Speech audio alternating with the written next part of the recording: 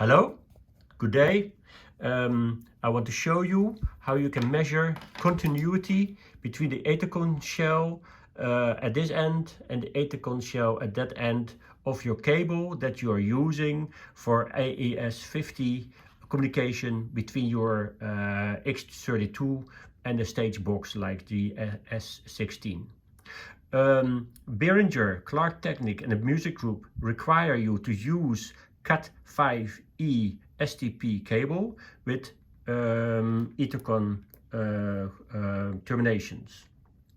What is missing in that statement, in my opinion, is that those EtherCons should have continuity between the two. That means that they are connected electrically or by the cable, and that prevents any static discharge to run through the circuitry instead of the chassis.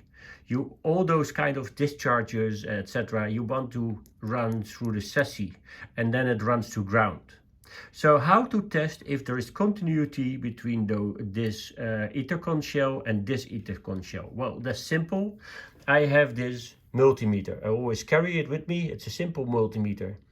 I switch it on and then I set it to measure resistance. The resistance is measured in ohms. And I can test if it's working, because if I connect these two pins connected to the multimeter, then it will respond, measure. There is no resistance between those two pins. So if I do the same on the EtherCON shells, in this way, there is no resistance between the two EtherCON shells. That means that there is continuity between those two shells. That means that if there is any static discharge on this end, it will run through the shell, the EtherCON, to this shell EtherCON, and will be discharged to your chassis and not to the circuitry. And you want that. So this is a simple way, by having a simple measuring device, a multimeter. In the Netherlands, this will cost you €5 or something.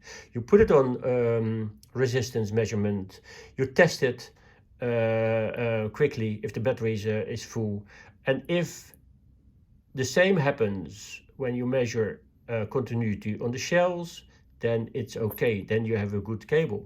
If it stays there, then you don't have the right cable. Thank you, enjoy your day, and gig on.